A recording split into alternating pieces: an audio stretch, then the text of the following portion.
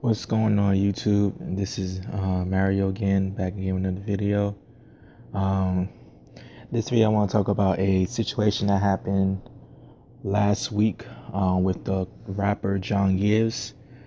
For those who are into CHH, know about John Givez. John Givez is a rapper. He was with he was signed the same label with Belief and Ruslan. He was pretty well known in the CHS community, very young, very lyrically skilled. Him and his cousin Jay Givens, they've been around for quite a few years now. I've been following John Givez I knew about him for, 2 years ago. I didn't really know about John Givez until I followed Trash Stars, which is another great YouTube channel. But John Givez is a pretty dope rapper. I know he did songs with like Jackie Hill, and he did songs with a few other artists. So he's pretty well known in the community. And he did an interview with Wado radio show, and he discussed about how he wanted to leave CHH because he felt like it wasn't for him. He wanted to be more edgy and wanted to have use more he wanted to be himself, basically. He didn't want to be this clean cut Christian dude that he felt like he had to be in order to maintain his image in CHH, which I could kind of understand where he's coming from. I kind of understand where he's coming from. The path he walked on. Even though I never did drugs, I never drank alcohol. So for a lot of people, I've seen as a goody two shoes. I've seen as a good dude because I'm in my early 20s. I never had sex. I never did drugs. Never. I didn't do a lot. There are a lot of things I didn't do that was cool and normal for a guy like my age to do. But I know it's like when you're young and you're in the faith and you feel like you don't belong. You feel like a misfit. I know what that feels like because I got saved when I was young. I was 14 when I gave my life to God, and I always felt like like I couldn't really grow. Like I didn't have a place where that really where I could be young and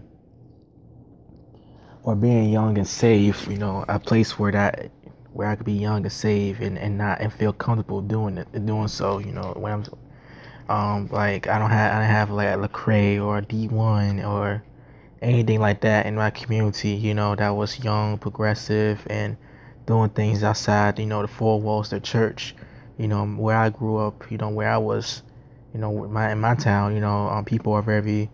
It's very churchy. Very traditional Sunday morning type of church. I live in the rural South, so it's very conservative, very old school. It's not a lot of it's not much going on, and so like going to church, just singing hymns, and it was just very traditional. So I didn't have that that energy, that excitement, as a young believer. So I kind of felt like. So I kind of felt empty, and like I know what that feels like when you're in the faith, and when you feel like you don't belong because you want to do something different. I'm into spoken word poetry, and that's pretty different. That's pretty outside the norm for a lot of churches. It's more accepted now, but I know it's not the norm. And when you're in rap. Same scenario. It's more accepted now than it was 10, 15 years ago, but it's still kind of shunned amongst, a lot of Christians. So that's why I, feel like guys, lead me to this place where I'm at right now in my walk, where I could reach a John Givez, a person who is, who knows about church, but who doesn't fit in with the church culture. I could kind of fit in with. I kind of resonate with that. Even though I didn't even know his way of doing it, his way of responding to that is a little different than what I would. But I know it's like being odd and being kind of the oddball in the group. So my prayers go out to John Givez. Hopefully he comes back, in the faith, and well, he didn't lead the faith, but he comes back, stronger than ever. I pray that he finds his way, because I think John Givez is an awesome person. Watching that radio interview really struck a chord with me. It was very transparent, very honest, and it was very raw. He did say a couple curse words in that interview, which is a little bit. This is another thing, about him. He does curse in his music now. But like it's all good though, cause I still think of him as a good person. I still think he's cool. I don't know him, but but I know people like John Givez. I know a lot of people who are, who do have a relationship with God, but they're just not, they're just not 100 with God. They're not, they still struggling. They not, wham, like once I get saved, I'm done. I don't want to do drugs. I'm not messing with no girl no more. Like not a lot of people could say that. So I have compassion for those people, because, when I got saved, even though I was on fire for God, I wasn't, I wasn't cursing, I wasn't doing that stuff.